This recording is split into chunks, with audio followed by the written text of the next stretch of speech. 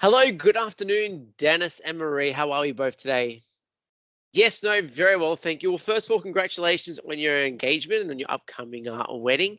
I'll be more than happy to assist with your honeymoon preparations and offer any assistance or where you'd like to go to as part of your honeymoon. 6 months from today, which is fantastic. So, where would you both consider going? I'm looking somewhere locally, something overseas. Yeah, so it's looking somewhere in the Pacific, most definitely New Zealand. Okay, and what type of package you looking for? Looking for like um,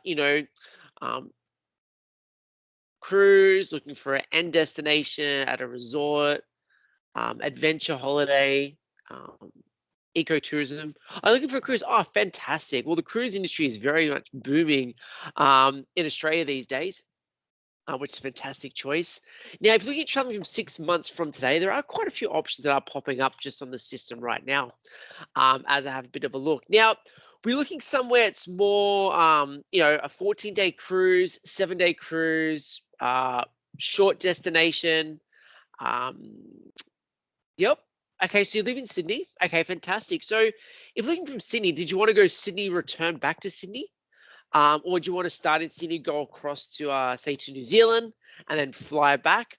Um, okay. Yep. No, we can definitely assist you with that today. So have you ever taken a cruise before? Will this be your first time? Okay, first time cruises. Oh, great. Well, you're going to be in for a fantastic experience. No matter where you choose to cruise or what ship you choose to cruise on, they are a lot of fun. Now, what I would probably recommend, I'll give you a couple of suggestions today. Cruise-wise, you're looking from a standard P&O cruise, which would leave from Sydney. They do more your South Pacific ports, so from Vanuatu, Fiji, they may go to Samoa, they might go through to Mystery Island or to New Caledonia, also known as Namia. Or we can look at more of a New Zealand focused package where we can leave from Sydney and it might do an actual loop as well. So we look at like Princess Cruises.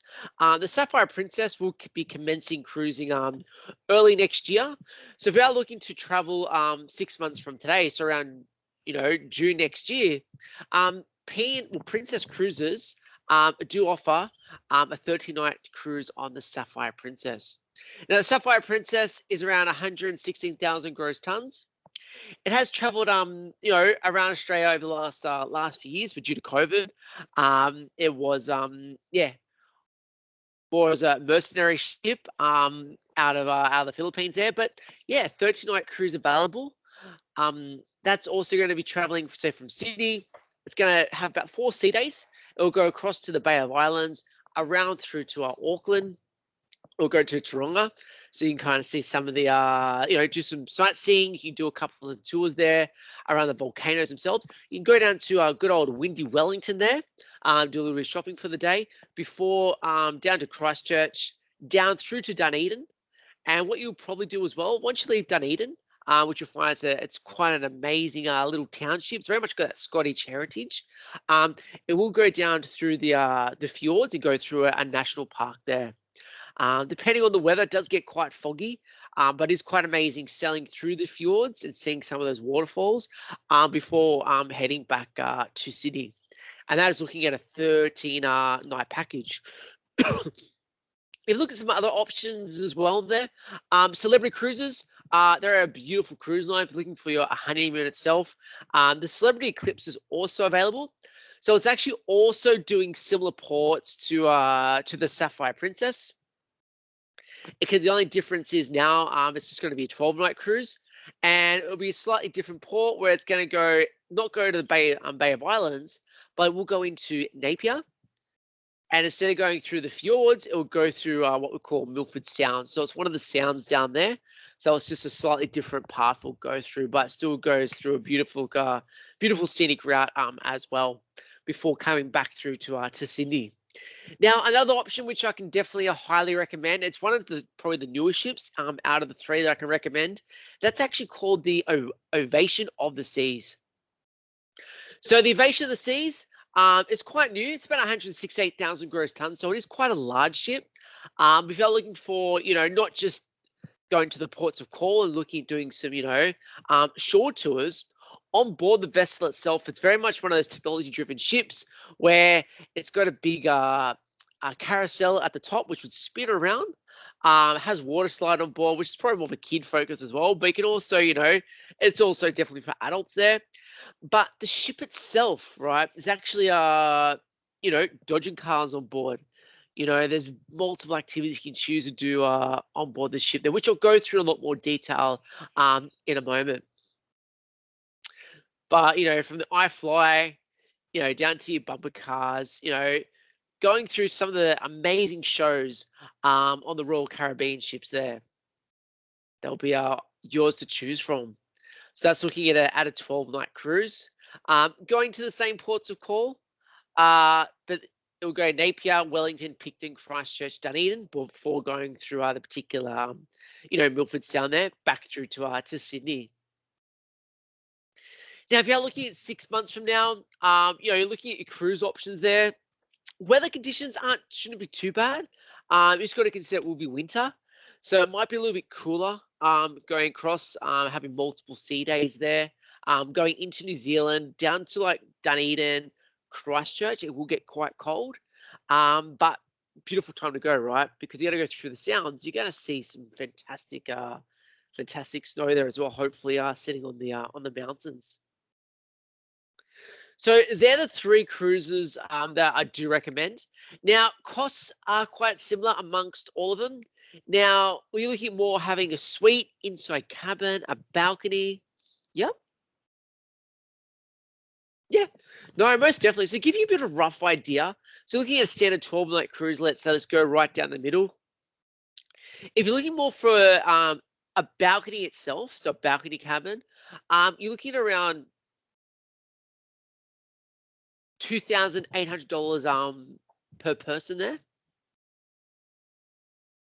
Yep, so around $2,800 for a balcony. If you're looking more for a mini suite, that will go up to $3,358 per person as well, and that also is including all your tax as well on top. So that's a package deal there per person.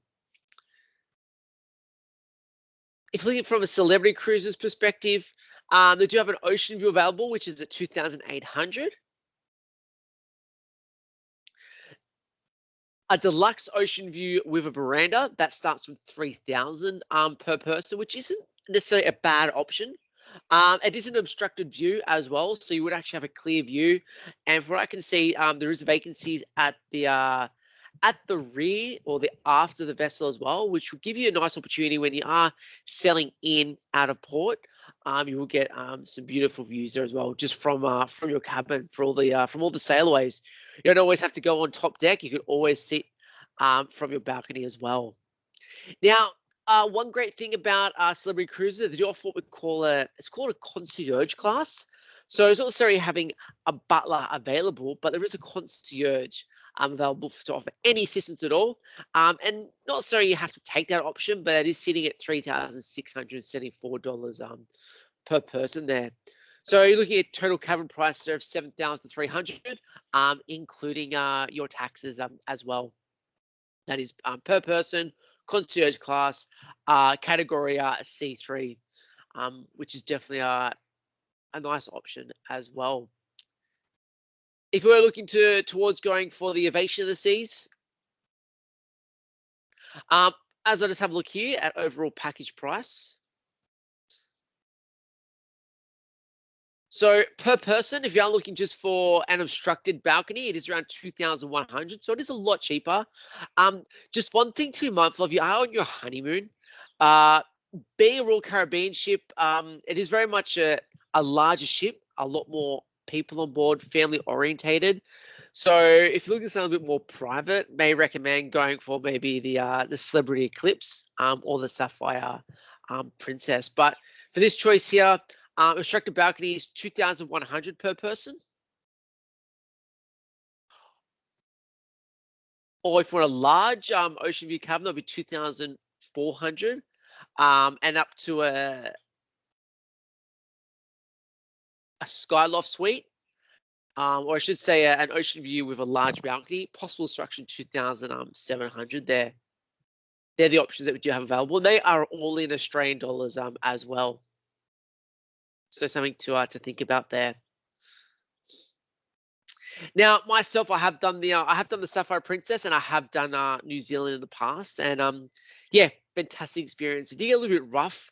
I actually did the reverse trip, so I actually started from Hobart, went across to Milford Sound, so it was a little bit rough going across. But you just go mindful. Mother Nature's always going to be big, but the ship itself, the ships are stable. There's some fantastic opportunities available on board all the vessels. So not just looking at your bars, your restaurants on board, which that's one thing you always do on a cruise. You're constantly eating your food from breakfast, lunch, and dinner from a 24-hour buffet available in the cafe down to your 5-star dining. You have a steakhouse on board there, but you've got the fantastic Las Vegas style shows. You have bingo.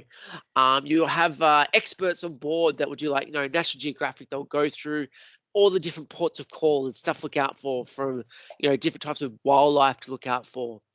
Um, they'll have like different theme nights as well. So if you look at across the 3 cruise lines there, which I have proposed, you'll probably find on the Royal Caribbean there will be a lot more island nights, a lot more theme nights available to what there is probably more on the Sapphire and the Celebrity Eclipse.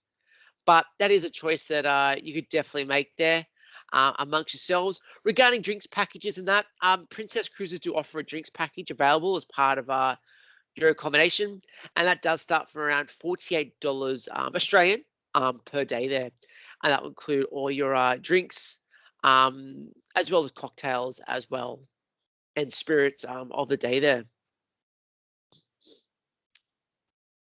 Yep. Uh, Seasickness, it is a possibility, right? There is a possibility you could get seasick, but don't think about that. You can fly somewhere and get motion sickness as well. You can go to on a holiday and also get sick. So don't think about getting seasick going over. There is a medical center on board. We do strongly recommend taking out travel insurance. Just be mindful of that. Do recommend travel insurance is very important for any holiday destination. But yeah, all ships have stabilizers. They are built to withstand seas, of course. But there's this fantastic way, like you jump on board, you unpack once, and then you enjoy your holiday. You're not, going to a destination, you're packing, going to the airport, flying to your next destination, unpacking, going around doing some tours, flying elsewhere again. You go on board, unpack once, you have your sail away, and you enjoy your 2 weeks on board there. Um, just one thing to be mindful of as well. At the end of the cruise, you will have not necessarily a butler service, but you'll have a cabin steward who also look after you. So it is conscious that you can either choose to pay your gratuities up front, or you can pay them personally at the very end there as a choice. Any questions so far there?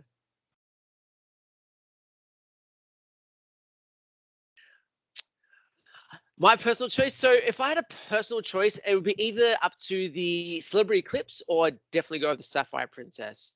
One thing I like about the Sapphire itself there, if you're looking from a pool perspective, they do have a fantastic indoor pool available. So does the Celebrity Eclipse, but the Sapphire does have quite a large one. Fantastic views from the rear of the ship as well. So there is a Dolphin Cabin 710 available that I can see right now. It is right at the very aft of the vessel. I should say the stern of the ship, and it does give you full options to see everything right in that far corner. There's no obstructions at all. Yeah, tour-wise, yeah, no, most definitely. So regarding some of the tours across all the ships, they do offer quite similar, work very close to local port authorities.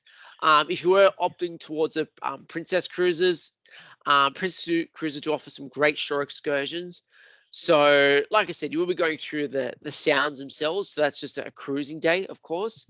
But once you do get into, around Dunedin, you can do some tours around the steepest street in the Southern Hemisphere. Go to Christchurch and do some tourist routes there. Look at where we had the earthquakes. Being around June, July, there is some ski fields available. So there is a short excursion on the ski fields.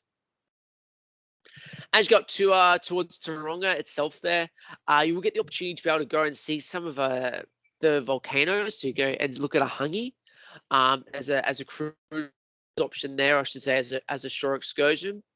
And then you go to Taronga or the Bay of Islands itself. It's more of a day that you will get a tender ashore and you can definitely just relax there on the beach. Or you may even choose to stay on board the vessel as well before continuing on to the next destination. But just remember, whatever cruise you do decide, you unpack once and your food accommodation is paid for. So Princess do offer a standard food service. You don't have to pay any extra for your food, except for a couple of fine dinings. And they do choose to have anytime dining. So you can choose to dine anytime, anywhere on board the ship, with the exception of the steakhouse, which does have a surcharge on top there to dine if you wish. So it's kind of taken away from the previous standards where you would have an early sitting and a late sitting in the dining room. You can dine at any time there.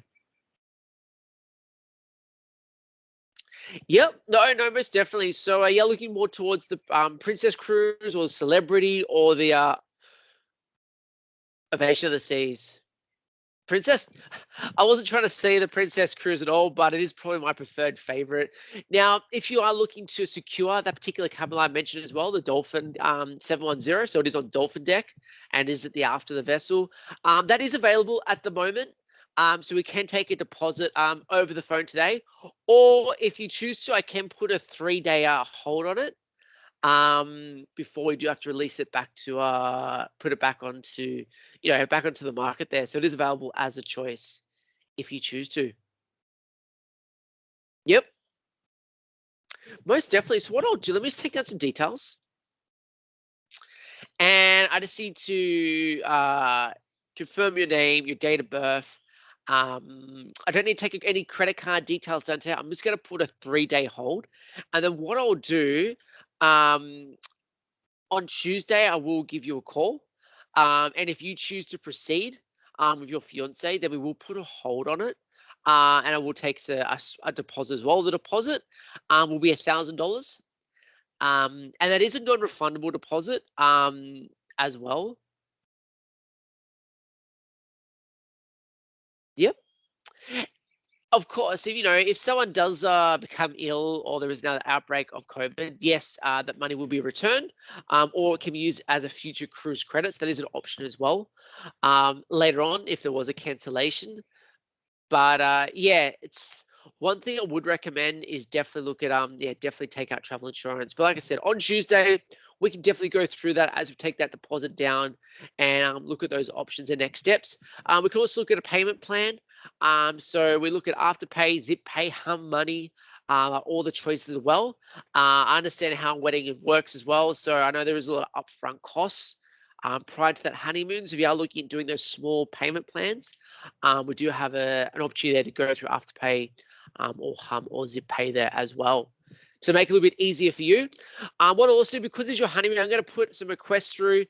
If you do choose to, for a slight extra cost, we could organize for yourself and your fiance to, I'm not saying renew your vows during a honeymoon, but we can also look at some options there through the purses desk to maybe organize, a small ceremony on board if you choose to celebrate any even further. Yeah, not a problem at all. Thank you so much for that. I'm putting a hold of this right now. And I look forward to, like I said, I'll contact you on Tuesday. We can take down a $1,000 deposit. And congratulations. I'm looking forward to, very much look forward to working with you and, looking after any more future recommendations for any future travel, especially with Princess Cruises. Enjoy the rest of the afternoon. Thank you.